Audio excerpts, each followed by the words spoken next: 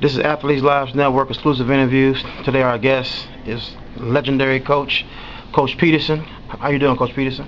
Great. How are you doing today, Carl? Doing good. I want to thank you for the opportunity to get your athletic experiences. As I explained to you, we got some tough questions for you. They are tough. But before we get to this, just kind of give us your early influences on sports and how you got involved as a sport as a kid. Growing up, I grew up in a small town in Nebraska, and we were always doing anything and everything when we were growing up, all types of sports. But when I got to high school, my main sports were football, basketball, and track. I did very well in all three sports. Ended up going on playing football for University of Nebraska, but in high school, basketball, I was all tourney and all district.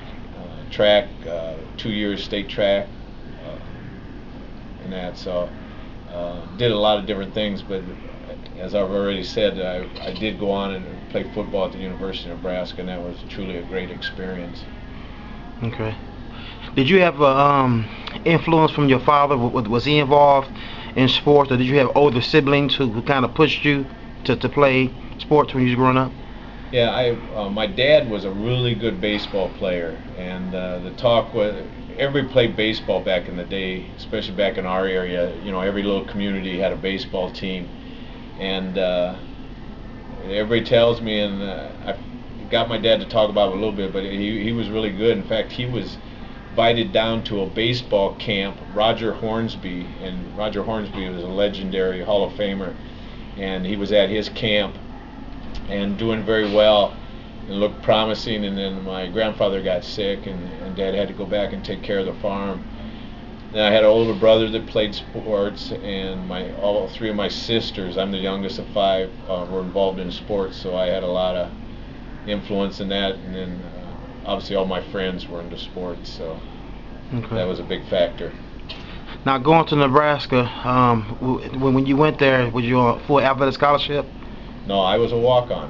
I was recruited as a walk-on and went there, and as you know, Nebraska is legendary for their walk-on program, the amount of kids they get to walk on. In fact, the year I walked on, there was 89 walk-ons besides the scholarship players, and when it ended up, there was 3 of us walk-ons left at the end that made it. Wow. And so that I was proud of that. Wow. I was able to accomplish that and be at a program like that, experience the things I did.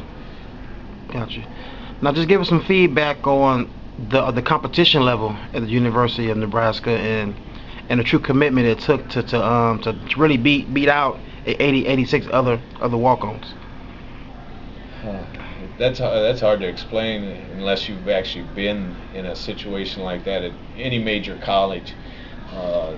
The competition is enormous, and not only the walk-on players that we had, but all the scholarship guys, and then it was an eye-opener for me when I got there.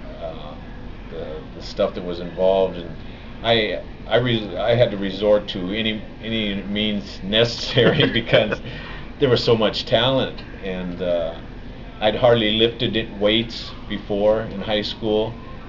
Nutrition, I didn't hardly know anything about nutrition, which is huge. People just don't pay a lot of attention to that, so I had to really get into nutrition, lifting, just total commitment. I just outworked everybody. Okay.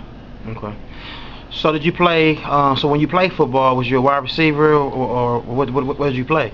Strange as it is, in high school I played quarterback. Okay. Got recruited as a receiver in college. Because of my height and potential size, they were a little shy they called them defensive ends at the time. They were outside linebackers in our system.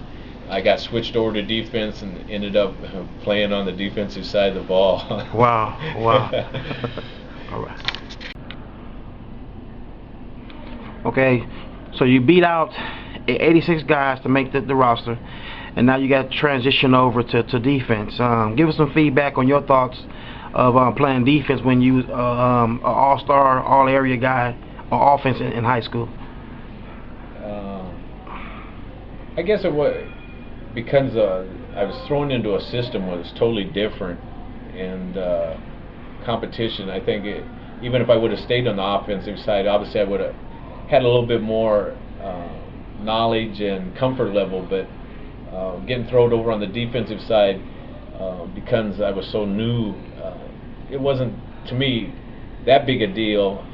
It was a big deal physically until I got more size and strength. There was a huge difference physically, and the mental end of it was astronomical, because in high school it was simple, even though you were playing offense.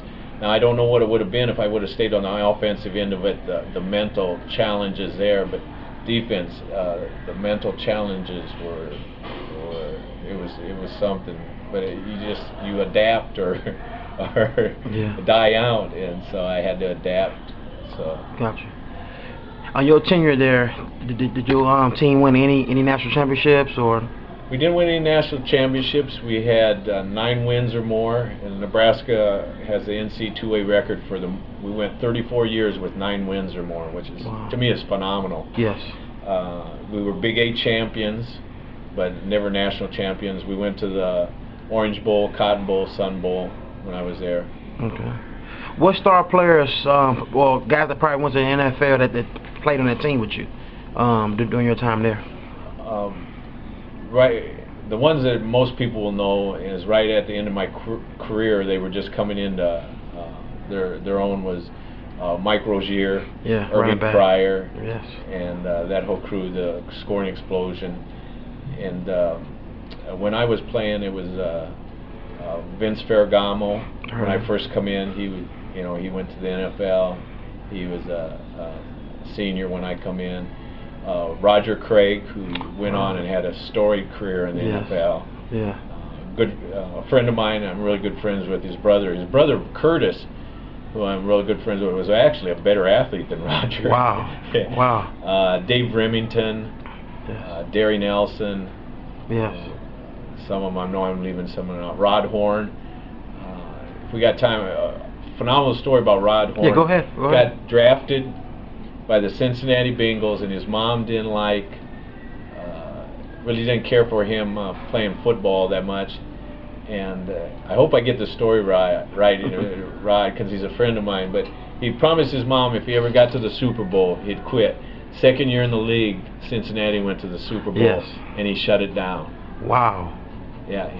He honored his promise to his mom, and he moved back, and he's with Land and Management in Nebraska. Wow. Yeah. Wow. Was there any pressures playing at Nebraska, to y'all excellent program, maintaining that excellence? Was it pressure? And when I say that, from the fan base, etc. I don't think a lot of us looked at it as pressure. It was what is expected of you. We ran a very clean program, classy program, and from day one it was ingrained in you. That's the way it is. The older guys set great examples. Coach Osborne was, obviously a great example, and it was just what it was expected of you. I didn't think of too much as pressure, and as far as winning, that was expected of you too. So we never looked at it as pressure. I never did. It was just that's the way it was. Gotcha. After you graduated from the University of Nebraska, just kind of give us some insight on your plans that you had for yourself after you got done playing college football. Did you have dreams of playing pro ball? Did you do any tryouts? And then how did you get the job and landed here in East Chicago? Well, I had a lot of knee injuries in college. I had 1 in high school, 3 in college, and so in fact I didn't even play my last year in college. They advised me, especially if I tore my right knee up again, that to go play softball or anything like that might be questionable, and it was a hard decision because I was young, but I got to think, man, I'm so young, and I wanted to stay active the rest of my life, so I didn't even play my last year, and that was hard. But then I started working in the weight room, because I was always in the weight room, because I lived in that place trying to survive at Nebraska. So I ended up getting on, and that's what I decided I want to do, is work in the weight room with the athletes, and they ended up hiring me at Nebraska, and I started working there.